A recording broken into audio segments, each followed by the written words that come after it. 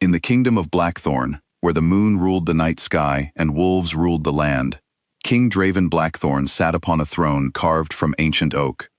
He was strong, feared, and respected, but he was also alone. For 11 generations, his family had ruled without question. Yet no king before him had ruled without a queen by his side for as long as Draven had. That changed the day Elira Voss walked into the castle halls. She was not born to nobility. She carried no royal blood, or so everyone believed. She had come to the castle seeking work, hoping only to earn enough coin to survive the winter. She did not know that the moment she stepped past the castle gates, her scent would change everything. Draven noticed it first, in the corridor near the kitchens. It was faint, like wildflowers after rain, yet it struck him harder than any battle cry ever had. His wolf stirred inside him, restless and certain. He followed the scent until he found her, a servant girl with tired eyes and trembling hands, carrying a basket of bread. "Who are you?" he asked, his voice quiet but commanding. "Elira, Your Majesty," she said, bowing quickly, nearly dropping the basket. He said nothing more that day, but he could not stop thinking about her. By the next evening, he summoned her to his chambers, not to punish her, but to confirm what his heart already knew.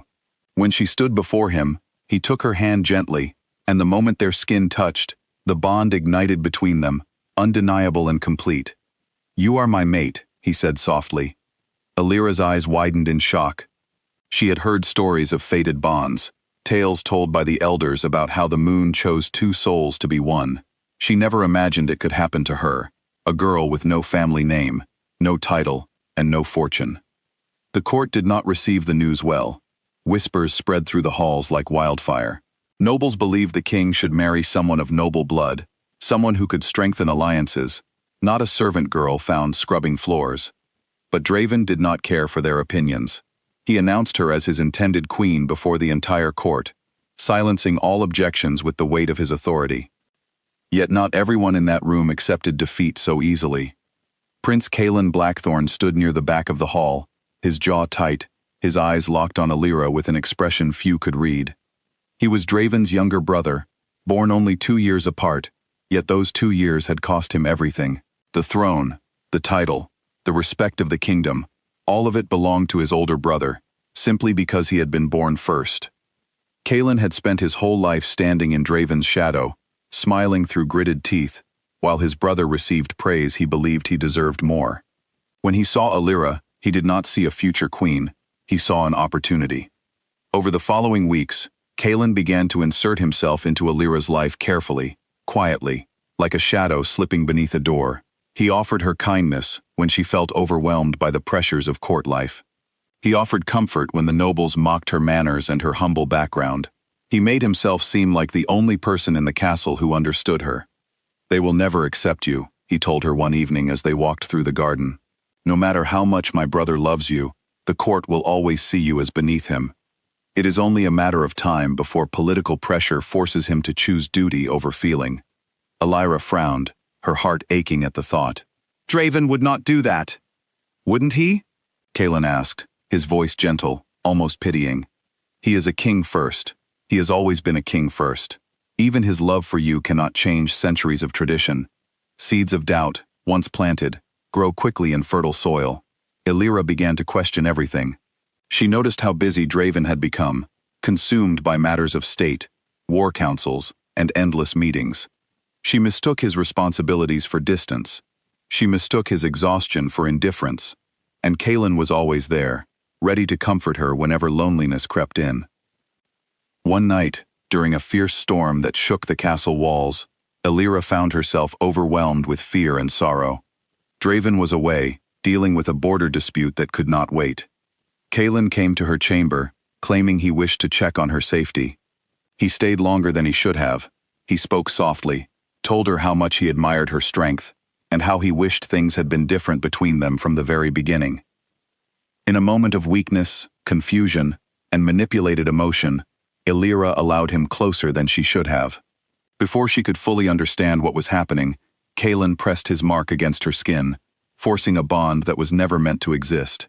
Pain and shock jolted through her body as an unnatural connection formed, twisting itself around her true bond with Draven, like poison ivy choking a healthy tree. The next morning, Kaelin stood before the entire court and declared that Alira had chosen him over his brother. He displayed the fresh mark on her skin as proof. Whispers turned to gasps. Nobles turned to stare at Draven, whose face had gone pale with disbelief and fury. Draven's wolf roared inside him, demanding retribution, but wolf law was clear. A mate could not be reclaimed once a mark had been placed, even a forced one, unless proof of manipulation could be found. Without evidence, Draven's hands were tied by the very laws his ancestors had created. Heartbroken beyond words, Draven banished Alira from the kingdom, believing she had betrayed him willingly. He stripped Kaelin of his royal titles and lands, unable to execute him without solid proof of treachery, but making it clear that his brother was no longer welcome in the palace he once called home. Kaelin, however, had already set his plans into motion. With Alira bonded to him, and Draven's reputation weakened by the scandal, he began maneuvering behind closed doors, bribing council members, spreading lies about Draven's fitness to rule, and slowly building support among nobles who valued ambition over loyalty. Alira, exiled and alone, found herself living in a small village at the edge of the Blackthorn territory. The bond with Kaelin felt wrong from the very first night. It did not warm her the way Draven's presence once had. Instead, it left a cold, hollow ache in her chest, as though something inside her fought against it constantly. Confused and desperate for answers, she sought out Mother Seraphine, an elderly seer who had served the royal family for over a century. Seraphine lived far from the castle, in a small cottage surrounded by herbs and old books filled with forgotten wolf magic. "You carry two marks," Seraphine said, the moment Alira stepped through her door, before Alira had even spoken a word. "One true, one false. I can see them both fighting within you." Alira's hands trembled. "I did not mean for this to happen. I was foolish. I let doubt cloud my judgment."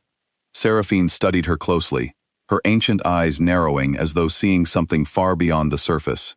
"Doubt did not create this, manipulation did. But there is something else here, child, something far older than your heartbreak." She took Alira's hand and closed her eyes, tracing lines only she could perceive. After a long silence, she spoke words that would shake the very foundation of the kingdom. "You are not merely a servant's daughter. Your bloodline traces back to the Voss family, the true rulers of this land before the Blackthorns rose to power generations ago. Your ancestors were slaughtered in a rebellion, their bloodline believed extinct. But you survived, hidden and unknown, carried through generations disguised as commoners, to protect you from a fate meant to erase your family completely." Alira could barely breathe. "That cannot be true." "It is," Seraphine said firmly. "Your bond with Draven was never simple chance. It was fate correcting an old wrong, uniting the throne that was taken with the blood that was meant to inherit it. But Kaelin's forced mark, done through deceit rather than truth, carries its own consequence. A bond forged through manipulation does not bring strength, it brings ruin to the one who created it." As if to confirm her words, reports soon reached the village of strange happenings within the castle. Kaelin had begun to grow pale and weak, plagued by restless nights and unexplained pain that spread across his skin, the same skin where the false mark had been placed. Physicians could find no cause, no illness to explain his decline, yet he grew worse with each passing week. Meanwhile, Draven, refusing to accept the situation as it appeared, began his own investigation into the truth behind that fateful night. He questioned guards who worked near Alira's chambers, servants who might have seen something unusual, and eventually uncovered letters hidden within Kaelin's old belongings, letters detailing his manipulation, his lies, and his plan to seize power through deceit rather than honor.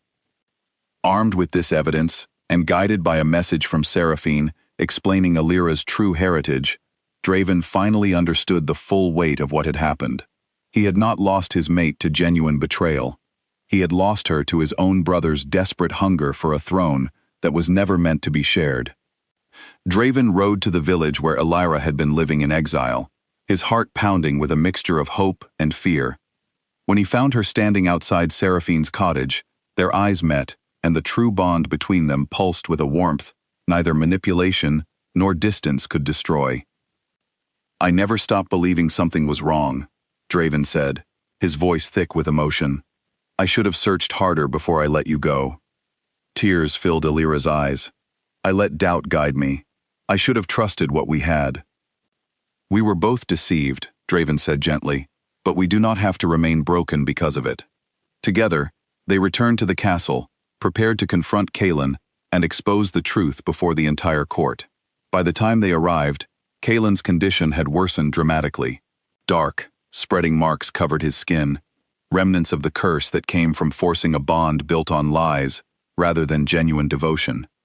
In the grand throne hall, surrounded by nobles who had once supported his rise, Kaelin stood weakly, his strength fading with every passing moment. Draven presented the evidence of his brother's manipulation, and one by one, the nobles who had aligned themselves with Kaelin out of ambition began to step back, unwilling to associate themselves with such deceit. Kaelin, realizing there was no escape from the consequences of his actions, finally broke down before the entire court. I could not bear watching him have everything while I had nothing, he admitted, his voice trembling with pain and regret. I convinced myself that taking what he loved would somehow make me whole. I was wrong.